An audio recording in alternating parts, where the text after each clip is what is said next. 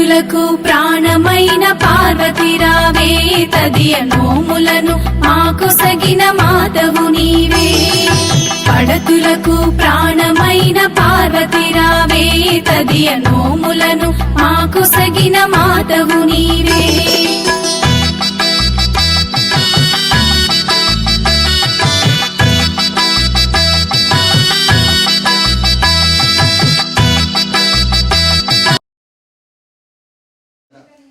పార్వతీదేవి 3 పండుగలు వెళ్ళిన ముక్కన్న నాడు పరమేశ్వరునితో పరమేశ ఇచ్చట సకల సంపదలు పొందిన ఒక వ్రతం చెప్పమన్నది. అప్పుడు పరమశివుడు ఇలా చెప్పాడు, 8 రోజులు సావిత్రీదేవికి 8 విధాల పండ్లతో నైవేద్యం పెట్టాలి. ప్రతిరోజు ఒక ముత్తైదు తలంటు పోసి పిండి వంటలతో భోజనం పెట్టి చీరా జాకెట్టు దక్షిణ తాంబూలం ఇచ్చి కథ చెప్పి వేసుకోవాలి. ఇది స్త్రీలకు ఎంతో ఐశ్వర్యం ఇచ్చిన నోము.